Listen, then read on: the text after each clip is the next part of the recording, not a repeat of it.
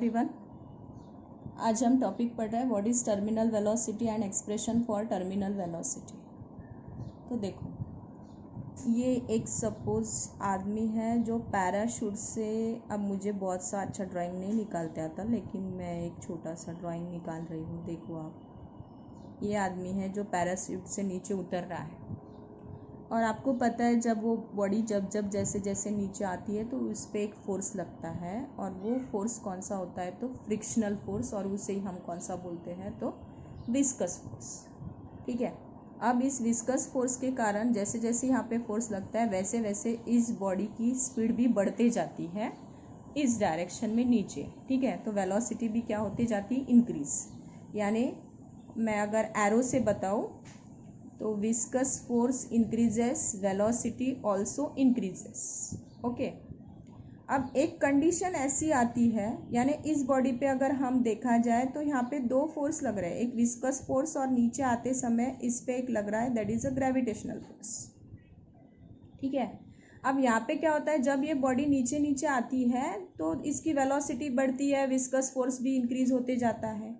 लेकिन एक कंडीशन ऐसी आती है कि इस बॉडी पे जो नेट फोर्स लग रहा है वो नेट फोर्स जीरो हो जाता है।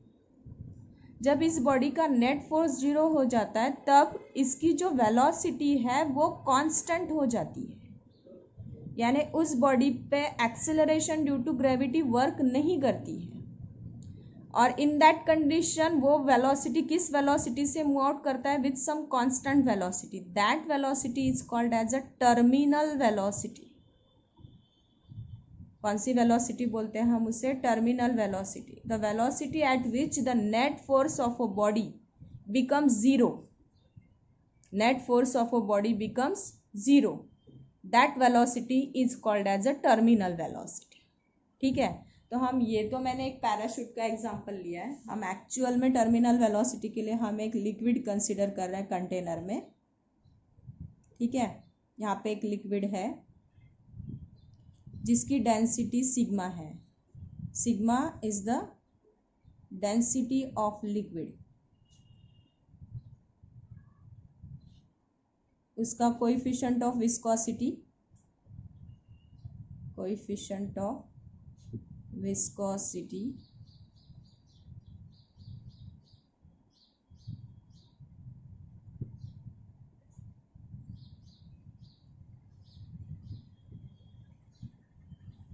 coefficient of viscosity, eta is the coefficient of viscosity of liquid। ठीक है, इसकी ये हो गई।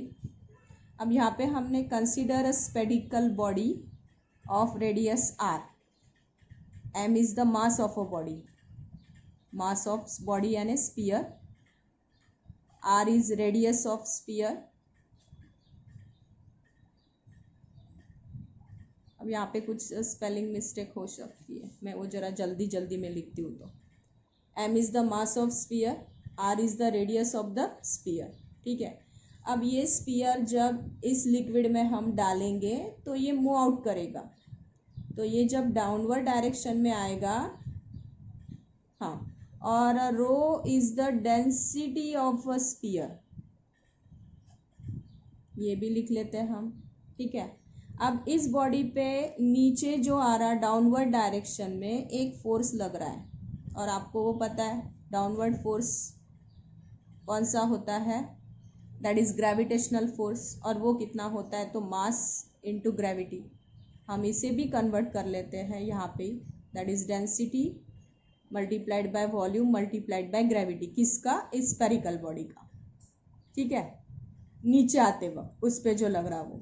सेकंड, इस पे एक और फोर्स लग रहा है, और वो कौन सा फोर्स लग रहा है? अपवर्ड डायरेक्शन में, अपवर्ड डायरेक्शन में, अपवर्ड में एक फोर्स लग रहा है, और वो कौन सा फोर्स है?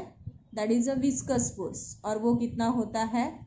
दैट इज आपको पता है 6 पाई ईटा r इंटू वी, ये विस्कस फोर्स लग रहा है। साथ में अपवर्ड में एक और फोर्स लग रहा है, अपवर्ड डायरेक्शन में ही एक और फोर्स लग रहा है, और वो फोर्स कौन सा होता है? तो अपथ्रस्ट फोर्स। कौन सा फोर्स होता है? Upthrust force. उसको बायोन्स फोर्स भी बोलते हैं, बियॉन्स फोर्स भी बोलते हैं। और वो फोर्स कितना होता है? तो फिर से density density multiplied by volume multiplied by gravity. अब डेंसिटी किसकी जाएगी यहाँ पे, लिक्विड की, क्योंकि जो अपथ्रस्ट फोर्स लगता है वो किसके कारण लगता है, तो लिक्विड के कारण लगता है, और वो अपथ्रस्ट फोर्स की डेंसिटी वो लिक्विड के कारण लगता है, तो वहाँ पे डेंसिटी कौन सी आएगी, that is sigma into volume multiplied by gravity. ये लग गया अपवर्ड फोर्स। यानी मैं अगर इस बॉडी पे बोलूँ तो नेट फोर्स कितना लगा इस बॉडी पे, तो net force F is equals to कितना हुआ, नीचे का force that is gravitational force, और अपवर्ड डायरेक्शन में यानी ये माइनस में जाएगा, माइनस में कितना जाएगा, that is FU plus FV। अब यहाँ पे क्या होगा कि जैसे जैसे ये नीचे नीचे आएगा तो एक पॉइंट पे फिर से, जैसे मैंने यहाँ पे बोला था कि जैसे जैसे फ्रिक्शनल फोर्स लगेगा वैसे वैसे वेलोसिटी बढ़ती जाएगी, और एक पॉइंट पे यहाँ पे वेलोसिटी क्या हो जाएगी, constant, where the net force is zero, जहाँ पे नेट फोर्स क्या हो जाता है, zero. At a point where net force is zero,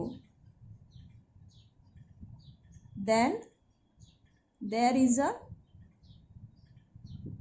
constant velocity, that is terminal velocity। कौन सी velocity, terminal velocity. Net force zero यानी ग्रेविटेशनल फोर्स यानी upward force is equals to कौन सा फोर्स हो जाएगा आपका, डाउनवर्ड फोर्स।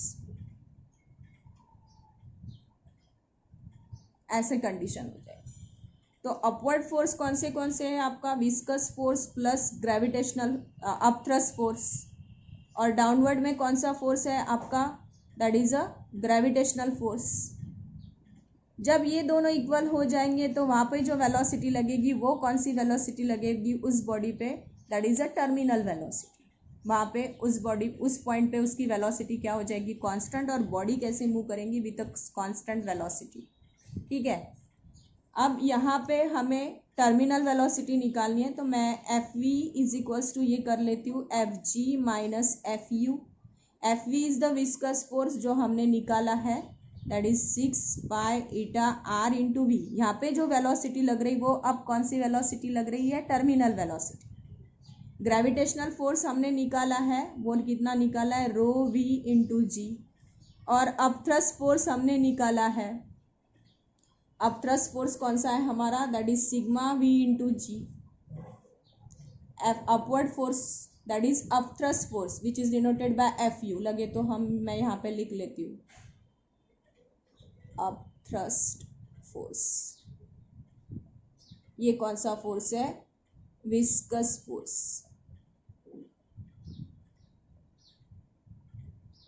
ठीक है, और ये हमारा कौन सा फोर्स है, ग्रेविटेशनल फोर्स।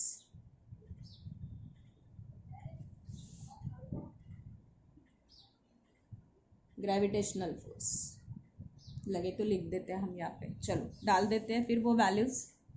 हमने 6 पाई ईटा RVT, ये था हमारा विस्कस फोर्स।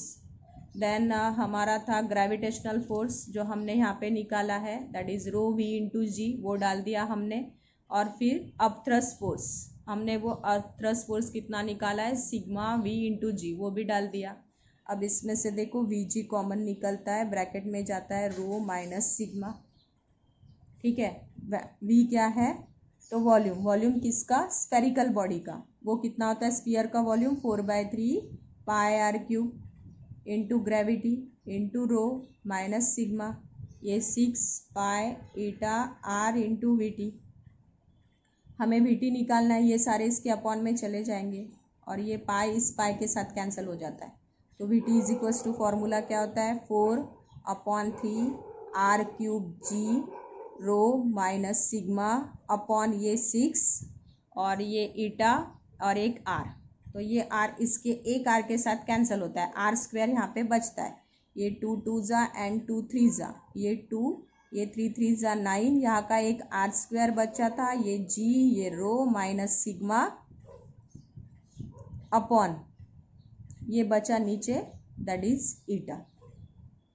तो this is the terminal velocity, that is 2/9 r square g sigma rho minus sigma upon eta. What is rho?